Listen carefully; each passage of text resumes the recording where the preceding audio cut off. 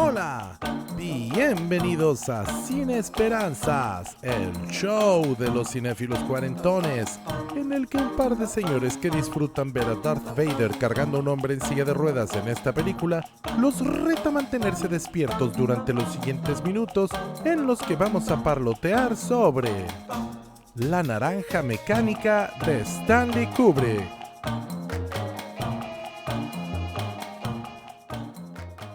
Bienvenidos, estamos aquí reunidos una vez más para celebrar nuestro ritual de amor por el cine en Cine Esperanzas, el show de los cinéfilos cuarentones en el que Paquito Rodríguez y un servidor, Fernando C. Fink, comentamos películas que nos han marcado a lo largo de nuestras vidas.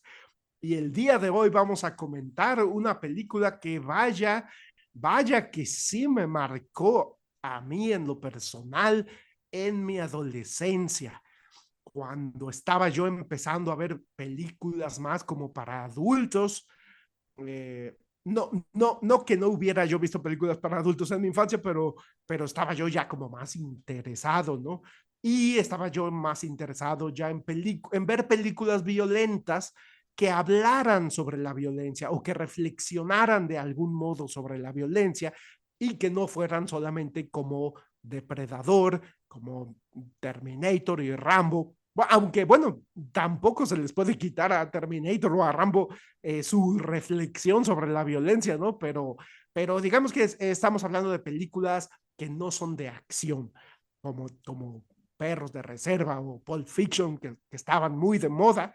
Y por supuesto, eso me llevó a ver La Naranja Mecánica, que pues tenía fama de ser como un poco como la madre de las películas tarantinescas, ¿no? De algún modo. Entonces, pues eso me llevó a ver la película a una edad joven y fue una película que me impactó tanto que la vi incontables veces durante mi adolescencia y mi adultez temprana. La Naranja Mecánica de Stanley Kubrick se estrenó en 1971. Está basada en una novela homónima publicada en 1962, escrita por Anthony Burgess. Y es un escritor británico que destacó con esta novela, destacó por su visión futurista, pero no extrema, no un futurismo extremo, sino como un futurismo cercano, pero al mismo tiempo distópico. Presenta un Londres como un poquito más allá en el futuro, pero no tan lejano. El protagonista es Alex, un adolescente aficionado a la música de Beethoven, pero que es un sociópata violento y que incluso se jacta de ser casi un practicante de la ultraviolencia. Yo en lo personal no he leído esta novela, pero me parece muy interesante todo lo que se dice de ella, el argot especial que creó Anthony Burgess para este personaje, Alex, con su pandilla de drugs o drogos que cometen atrocidades, crímenes verdaderamente violentos y que después es este líder de la pandilla, Alex, es encarcelado por el asesinato de una mujer y posteriormente, una vez en la cárcel, se somete de manera voluntaria a un experimento llamado el experimento Ludovico, en el cual el sujeto es condicionado, su mente es condicionada para que ya no pueda cometer crímenes. En el caso de Alex, le toca pues que le condicionan el cerebro a través de un mecanismo de la psicología conductual para que ya no le guste ni la violencia ni el sexo. Y esto lo lleva a posteriormente ser víctima de todos aquellos a los que, a los que dañó, todos aquellos a los que le hizo un daño terminan después cobrando venganza de alguna u otra manera. Ya no diré más para no spoilear, por lo menos no en esta parte no en esta parte del capítulo, no diré spoilers, pero sí diré que la película de Kubrick pues es una de esos clásicos cinematográficos producido por Warner Brothers que a la fecha sigue cosechando fanáticos. Es una de esas películas que se caracterizan porque pasan las décadas y las nuevas generaciones la consumen y se vuelven aficionados de tanto de la película como del director. Es una película de culto y al mismo tiempo muy comercial. Es una película que retrata la violencia con muchísima crudeza, pero al mismo tiempo con mucha belleza. Y la música que utiliza Kubrick de fondo para, por ejemplo, para la escena de una violación, vuelve a esta película, la abertura de Guillermo Tell en una versión electrónica y más rápida que está de fondo en una escena en la que un hombre, en la que Alex, el protagonista, tiene sexo con dos mujeres al mismo tiempo. Es una combinación impresionante de imágenes crudas con música clásica. Y esto sí lo digo clásico en todo el sentido del término, como la música de Ludwig van Beethoven, entre otras.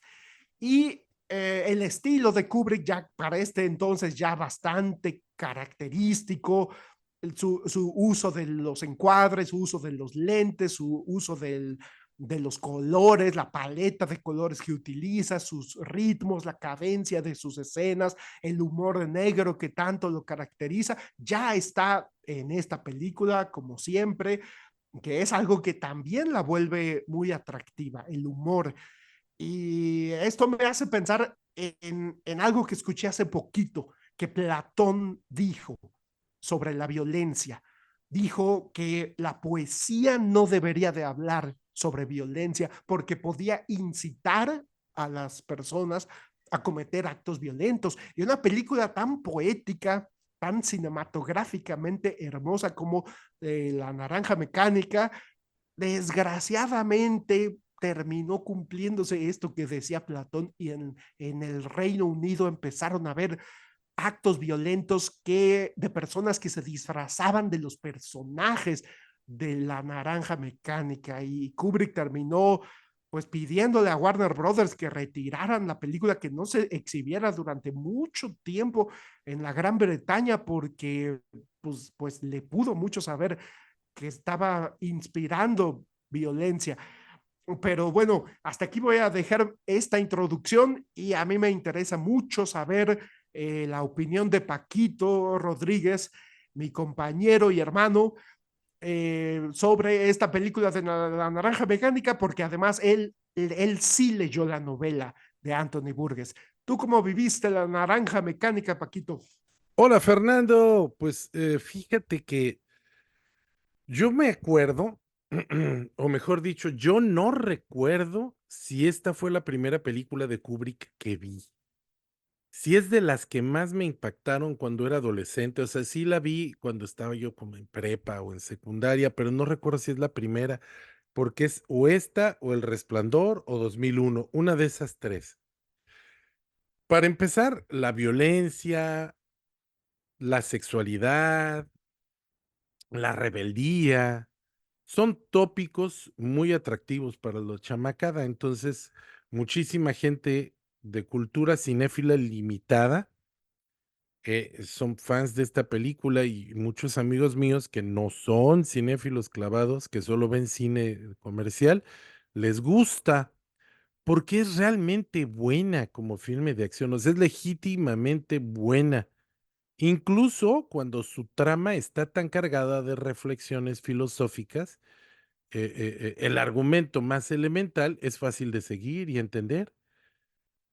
Entonces, como todo el cine de Kubrick, el análisis y la cultura cinematográfica te permiten disfrutar la película en un nivel muy diferente, pero es una película que es perfectamente disfrutable en un nivel superficial, porque es fácil de entender, porque tiene muchas violencia, porque tiene sexo, porque hace referencia a cosas que nos agradan y que nos dan placer. Para empezar, yo la conocí en formato 4:3, que es el formato de las televisiones clásicas, cuadradito, que es un rectángulo, pero es un rectángulo casi cuadrado. Y esto fue porque yo la vi en VHS, en un videocassette, recortada al formato de la televisión. Muchos años después, ya cuando ya existía el Blu-ray, pude disfrutarla en su aspecto original, que era 1:66:1, lo que lo hace un formato de pantalla ancha un poco más cuadrado que el 16:9 estadounidense.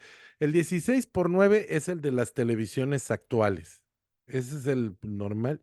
Y este de 1:66 es un poquito más cuadrado, pero no tan cuadrado como el 4:33. Digo 4:3, perdón.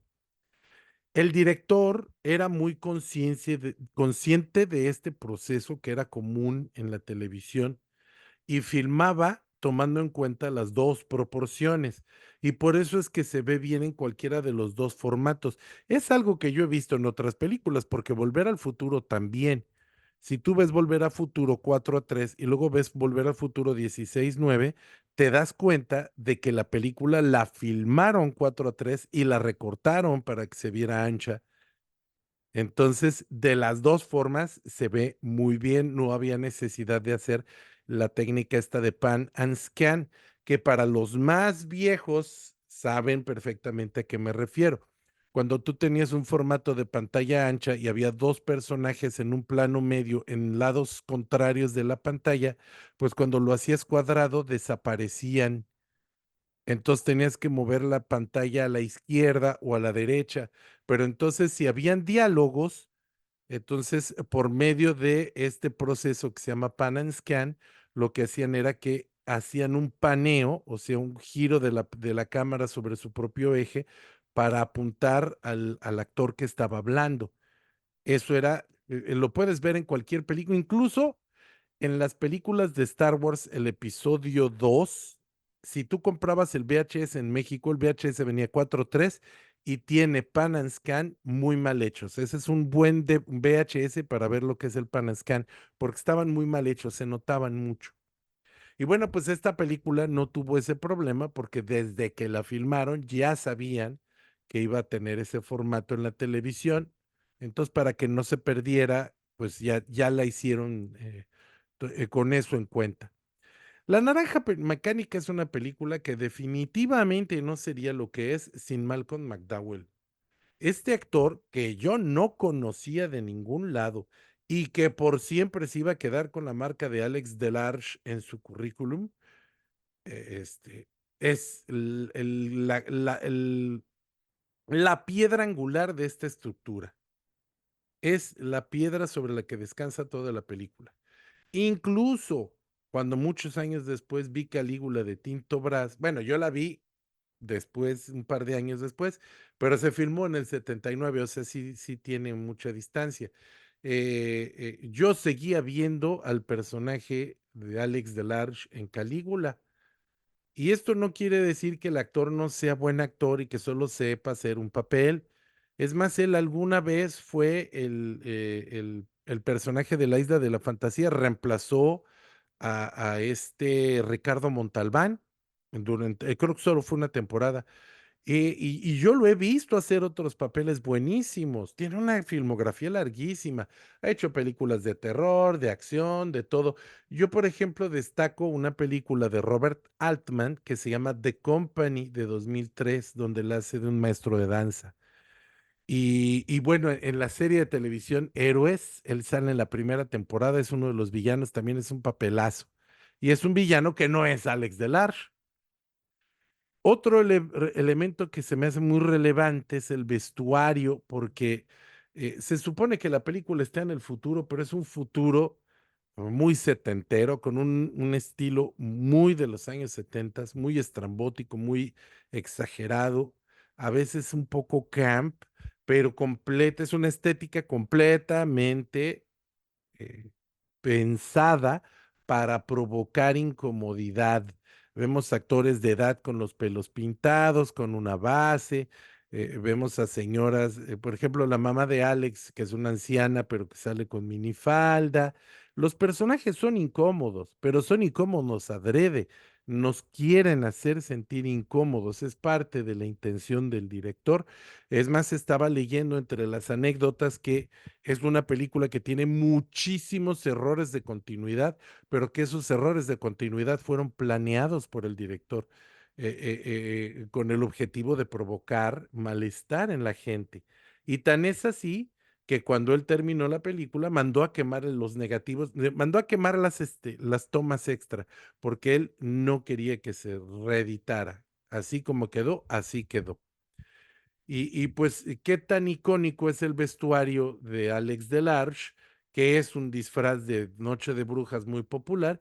Y para muestra, Bart Simpson lo utilizó en uno de sus episodios.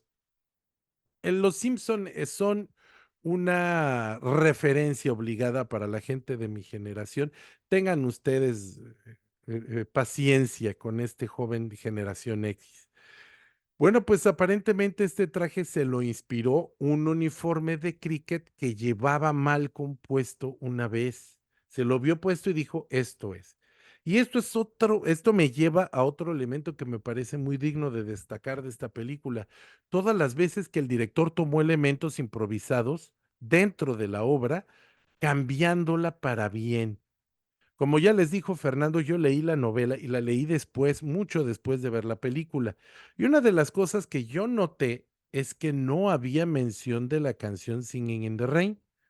En la novela, lo que detona, la escena icónica que detona un break, un punto argumental de la película es que reconocen a Alex porque utiliza la palabra lerdo, que es el sobrenombre de uno de sus drugs, de sus amigos. Y en la película es este cue musical el que hace esa referencia, cosa que me parece infinitamente superior y dramáticamente más acertada. Desgraciadamente, esto también le granjeó la mala voluntad de Gene Kelly. Dice Malcolm McDowell que tuvo la oportunidad de conocerlo alguna vez en una fiesta y que Gene Kelly le sacó la vuelta porque estaba muy molesto de que esta canción, que era su herencia histórica, pues hubiera mancillado con una escena de ese nivel de violencia. Y pues cuentan las anécdotas que justamente surgió porque llevaban muchas horas ensayando esta escena tan dura, es la escena en la que se fuerzan contra una mujer y no quedaba. Y que Kubrick le dijo a Malcolm, oye, si lo haces bailando. Entonces él empezó a hacer la escena bailando y la única canción que se sabía completa era esa. Y a Kubrick le gustó y pagó no sé cuántos miles de dólares. La otra vez que vi que eran, contando la inflación, eran como $72,000 para tener los derechos de la canción y poderlos utilizar en esta película, que además es una película grabada, perdón, producida por la Warner Brothers, entonces ahí ya no había bronca, ahí funcionaba, pues ya era algo convenido. En fin, es una cinta de la que es difícil hablar porque sí puede tener una lectura de apología al crimen y a la violencia. Yo lo que yo leí, perdón, es que critica lo apologéticos que somos. No sé si estoy usando bien esa palabra. Si la uso mal, pónganme ahí en los comentarios. Baboso, eso no quiere decir. Apologético me suena que disculpa. Bueno, pues que me parece que es que critica que lo mucho que disculpamos la violencia y lo mucho que castigamos la bondad y recompensamos la maldad. Esta es una filosofía muy sadiana. El Marqués de Sade lo dice en la introducción a su libro. Muchos pensarán que este libro es para justificar la maldad, pero es todo lo contrario. Es un libro que está escrito para la gente incorruptible. Estos libros lo que quieren es mostrarnos cómo el mundo recompensa la maldad y cómo la recompensa de la bondad es la bondad en sí misma. Claro que, bueno, el Marqués de Sade también era un poco, le gustaba jugar con la gente y le gustaba burlarse mucho de la gente, pero lo que quiere decir es que así como Justine y Juliette representan esta idea, pues así Alex Delarge es malvado y su maldad al final termina recompensada por la sociedad en la que se desenvuelve, una sociedad en la que no se responsabiliza, sino se victimiza al victimario. Esto es una lectura personal y para nada es una crítica literaria, no tengo ese nivel. Yo hablo lo que vi en la película, lo que entendí en la película, lo que me narra esta cinta. Y bueno, pues, ¿tú qué piensas, Fernando? Ya me volví un drugo malchic. No, Paquito, de ninguna manera pienso que estás muy, pero muy lejos de ser un Drugo Malichik. Eh, que por cierto, esa primera escena de la película en la que vemos a los Drugus justamente tomando esta droga con leche, híjole, me parece de los comienzos más espeluznantes de una película que haya yo visto. Verdaderamente te transmite esa sensación de maldad. Yo quiero comentar sobre varias cosas que nos mencionas que son muy interesantes, como lo de la estética, esta estética exagerada, muy de los años 60, casi psicodélica, en ocasiones que llega a lo camp, pero que al mismo tiempo, como tú dices, está pensada para perturbar, está pensada para hacernos sentir incómodos. Y esto me lleva a otro elemento de la película que nos mencionas, que son los errores de continuidad deliberados. Esto es algo que Kubrick también hizo en El Resplandor y también hizo En Ojos Bien Cerrados, que son como sus películas que también son como muy oscuras y que también intentan desconcertar en buena parte, si no es que a lo largo de su metraje, al espectador.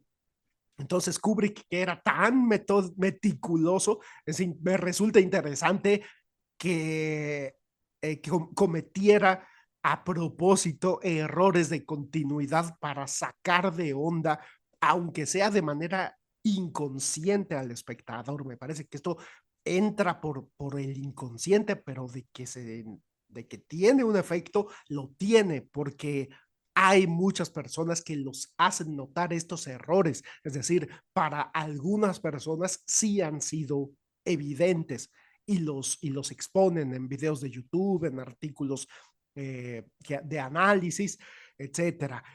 También quiero comentar sobre algo que me parece fascinante, lo que nos mencionas del aspect ratio de la película, que fue filmada en full aperture con un aspect ratio de 4:3, es decir, de 1 por 1 de 1 vertical por 1.33 de horizontal, y que, como bien nos mencionas, la filmaron de esa manera porque sabían que ese iba a ser su aspecto en la televisión. Y para evitar esa cuestión del pan and scan, de tener que hacer movimientos de cámara que no fueron hechos en la película, sino que son hechos para ajustar la película a la televisión, pues era algo fatal y fue algo que le dio mucho en la torre a 2001, Odisea del Espacio, una película que fue hecha en Cinerama,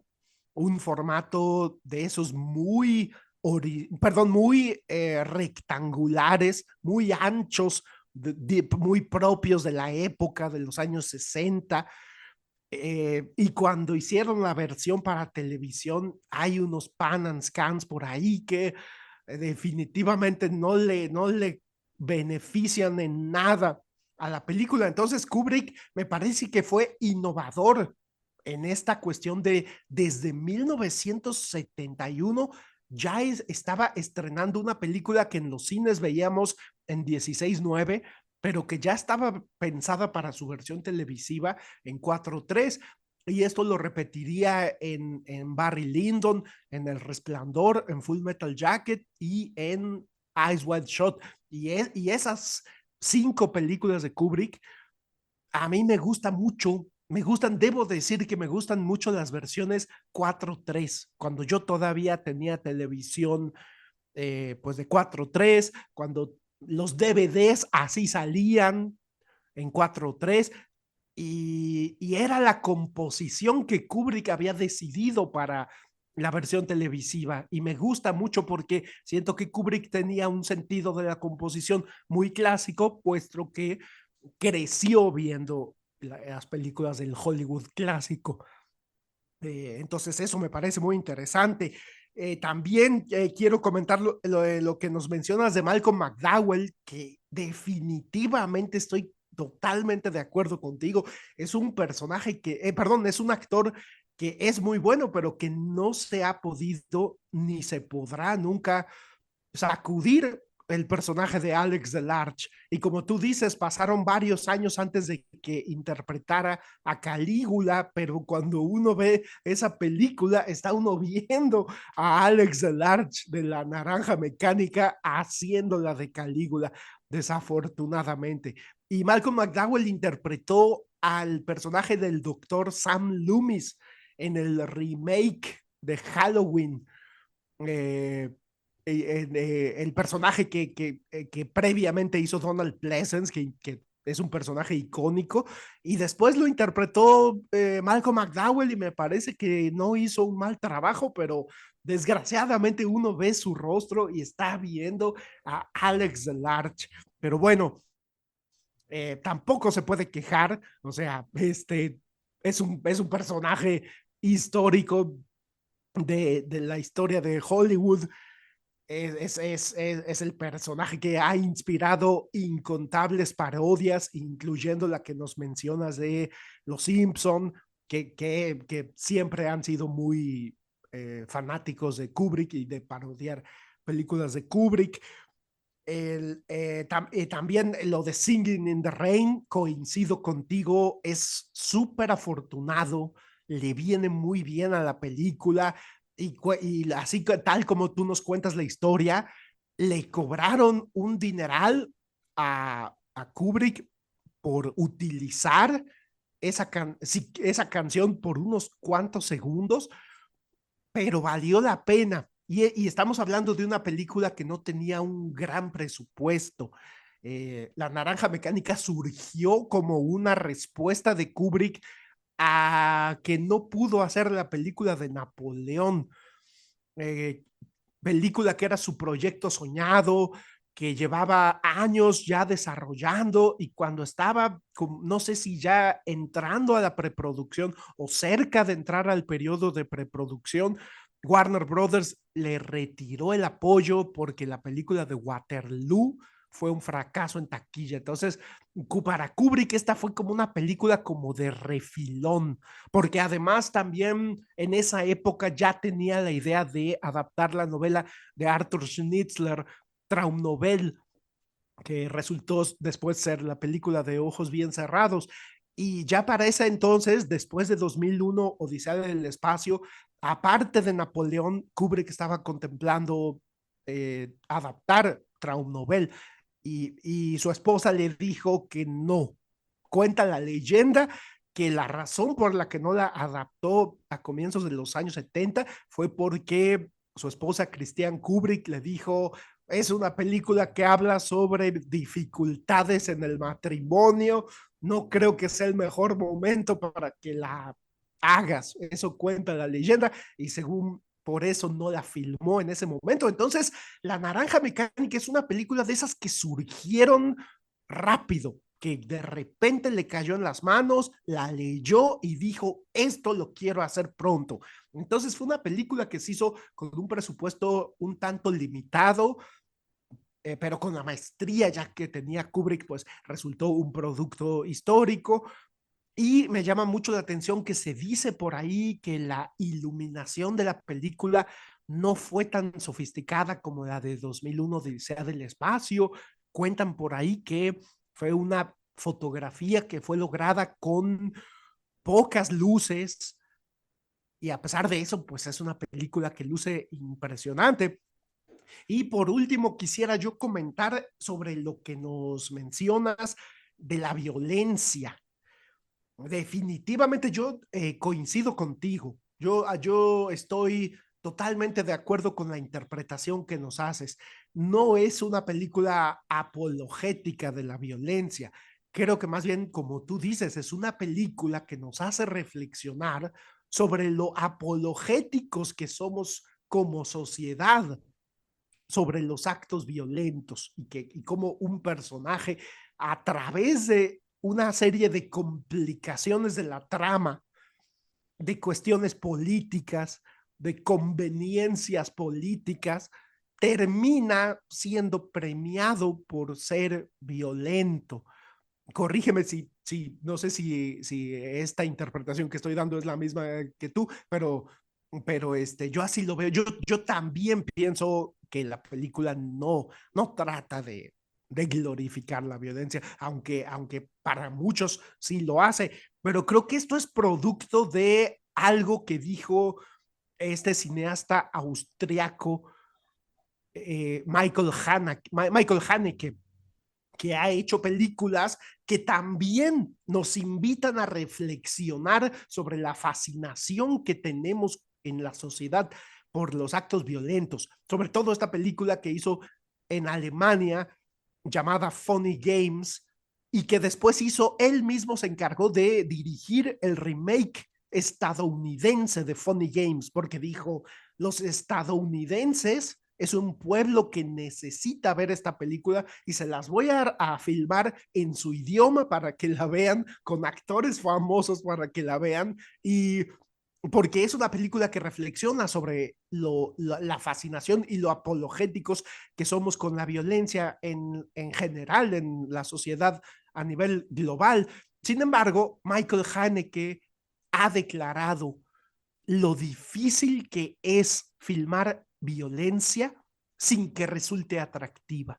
O sea, él mismo reconoce. Yo hice una película que critica la fascinación con la violencia, pero es fácil que los fanáticos del cine violento se vuelvan fanáticos de esta película porque es difícil filmar la violencia sin que resulte cinematográficamente atractiva. Y lo mismo lo dice Tarantino.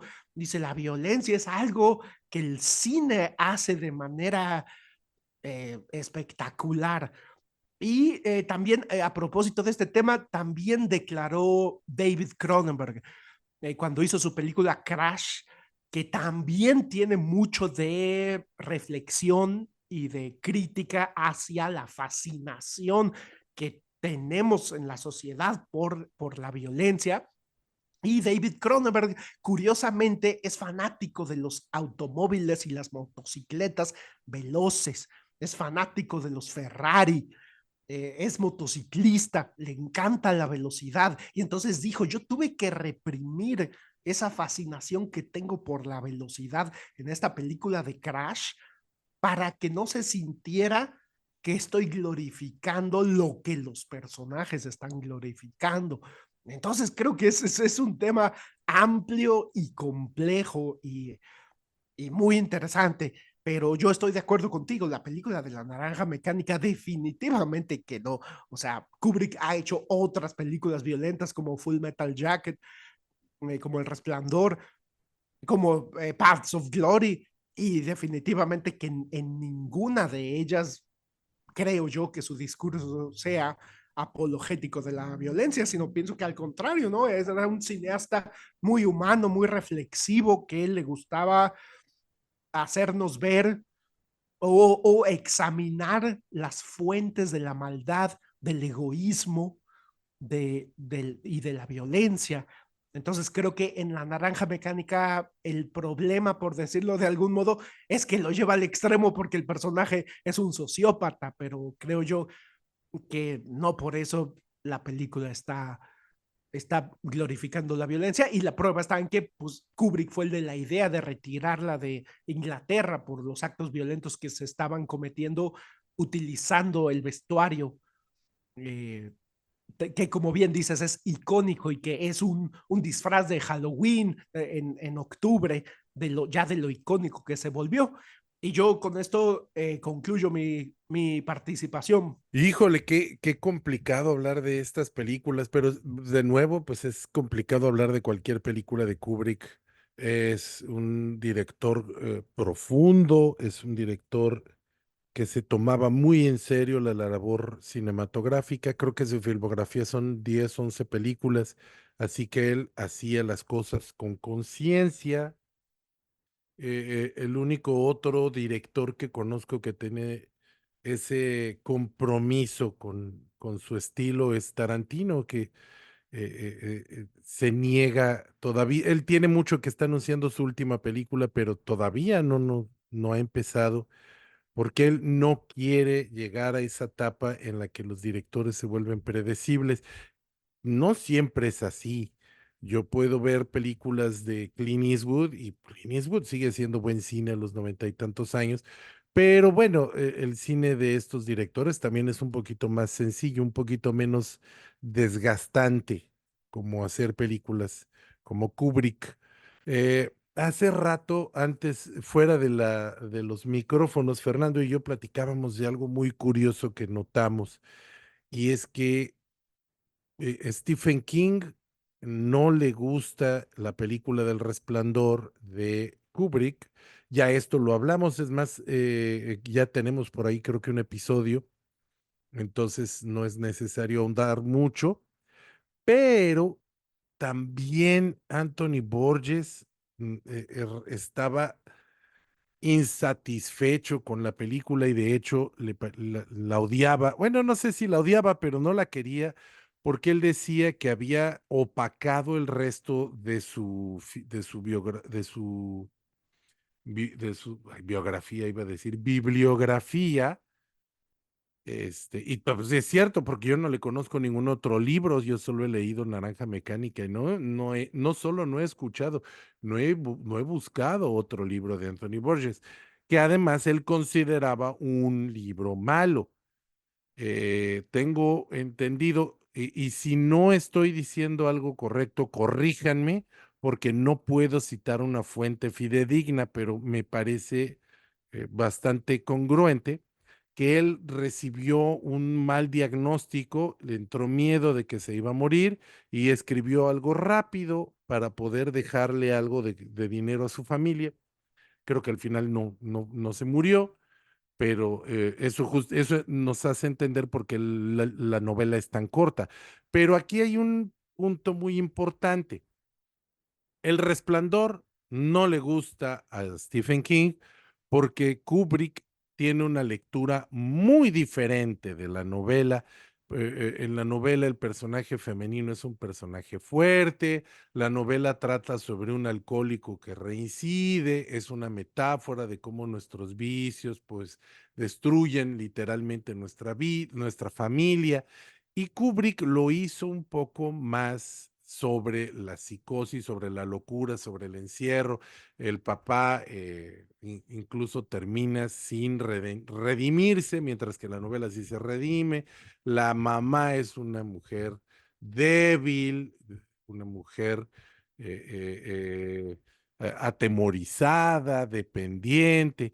Y pues Borges critica Naranja Mecánica porque su objetivo era que la gente entendiera este valor cristiano del perdón, de que los seres humanos tenemos que perdonar los actos más horribles y que debemos reformarnos y creer en esta posibilidad del espíritu humano de volver al bien. Y esto no es gratuito. Resulta que durante la Segunda Guerra Mundial, unos soldados estadounidenses golpearon a su mujer y que estaba embarazada y le provocaron un aborto. Y basado en ese sentimiento, pues él nos quiso enseñar una situación similar. Lo que ocurre es que este libro, ya lo dijimos muchas veces, pero lo repito porque el contexto es diferente. El libro en Estados Unidos se imprimió sin el capítulo final, el capítulo 21, porque el editor consideró que ese capítulo traicionaba el estilo de toda la obra.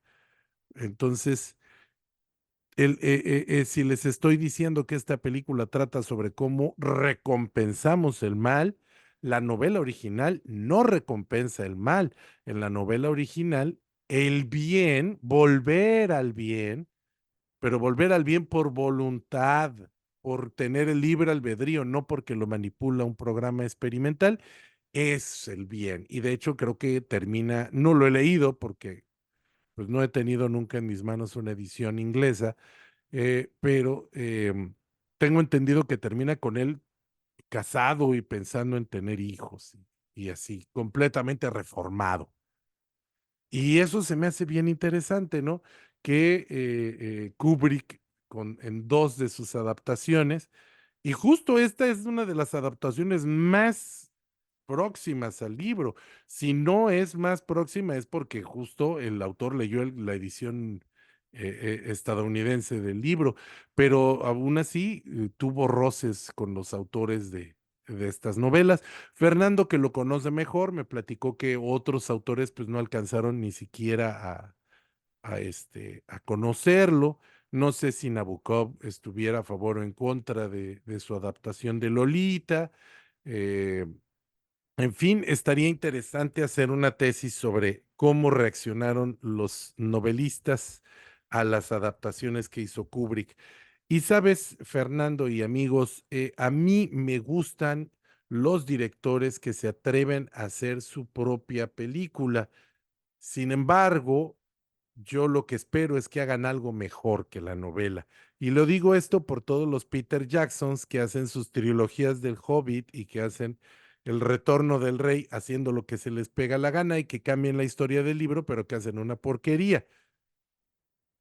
Sí, puedes hacer tu propia historia, pero por favor haz una buena. Y te voy a citar un excelente ejemplo de una adaptación cinematográfica de una novela que es buena, pero que la película es mejor. Ensayo de un crimen de Luis Buñuel. En el libro original de Ensayo de un crimen, el asesino logra cumplir su sueño, su fantasía de matar, mientras que la versión de Buñuel justamente trata de que nunca logra cumplir esa fantasía y eso es lo que la hace genial, es lo que la vuelve espectacularmente original. Buñuel era un director que tomaba una historia y construía una película mejor. Yo nunca he leído Psicosis, pero me gusta mucho, me gustaría mucho comparar la versión de Hitchcock con la novela. Y hay otras más, por ejemplo, Tiburón. Hay personajes en la novela que se mueren y que en la película sobreviven, y al revés, personajes que en la novela sobreviven y en la película se mueren. No sé si diría que la película es mejor que el libro, pero por lo menos es mucho más icónica. En fin, estas son mis observaciones. Me gustaría tener mucha cultura musical para poder hablarles de la banda sonora que es maravillosa. No la tengo, no tengo esa cultura musical, pero es sumamente recomendable, como todos los soundtracks de las películas de Kubrick. Y pues es una de las primeras interpretaciones electrónicas de música clásica, es la época, además en esa época hubo muchos experimentos parecidos, es la época de Vangelis, de Isao Tomita, en fin, no tengo yo suficientes herramientas para poderles hablar más de ella, pero mi recomendación quede. Quiero finalizar mi segunda y última participación mandándole un abrazo y un saludo a mis sospechosos comunes. Quiero agradecer a mi padre por haberme dado esta afición que me ha acompañado toda la vida y que me hace muy feliz y que él heredó de su padre. Así que somos tres generaciones de cinéfilos. Quiero agradecerle a Carolina González Palazuelos, mi esposa, que es la que me permite estar aquí grabando, editando, subiendo el programa, porque ella cuida al niño, porque ella hace de comer, porque ella lava mientras yo estoy haciendo esto, y es un tiempo valioso que yo le reconozco. También quiero saludar a todos los que nos escuchan, en algunos episodios se me olvida mencionarlos, pero los tengo presentes. Es mi problema mental con los nombres propios. Abraham González es uno de los que siempre nos comenta en YouTube. Le agradezco mucho que lo haga. Omar, tú siempre es nuestro fan destacado, nos pones like todo el tiempo, siempre ves nuestro programa y eso me alegra. Ojalá nos pusieras comentarios. Tú tienes muy buen análisis y me gustaría que participaras más. También un saludo a Briseidi Torres Cantú, mi amiga del alma, y a todas, y le mando un saludo a toda su hermosa familia. Qué envidia tener una familia tan bonita como la de Briseidi. Y a todos los sospechosos comunes, ya saben quiénes son.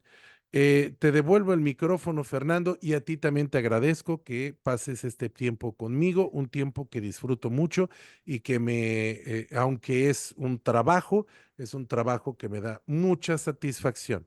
Te devuelvo el micrófono, Fer. Muchas gracias, Paquito. Pues no me queda más que despedir este programa, no sin antes coincidir contigo, que sería muy interesante realizar una investigación sobre cómo han reaccionado los novelistas ante las películas que fueron adaptadas por Kubrick. Sabemos lo que pensaba o piensa Stephen King de la película The Shining. Nunca sabremos lo que Arthur Schnitzler habría pensado porque vivió en otra época, pero como tú dices, sería interesante saber lo que pensaba Nabokov de la película de Lolita o lo que pensaba el autor de Red Alert, que ya se me olvidó su nombre, pero Red Alert es la novela que inspiró la película del Doctor Insólito y sería súper interesante porque la novela no es cómica. También William Thatcher y pues ya nunca le tocó, por supuesto que no le tocó, creo yo, no, según yo no, le tocó ver Barry Lyndon, pero yo con esto, con ese comentario, cierro, no sin antes mandarle también un agradecimiento profundo a Carolina González Palazuelos, nuestra productora ejecutiva, por permitirnos, tomarnos este tiempo para grabar este podcast y un saludo a su hijo Mario Humberto. Yo con esto me despido, soy Fernando Sefink y nos vemos hasta la próxima.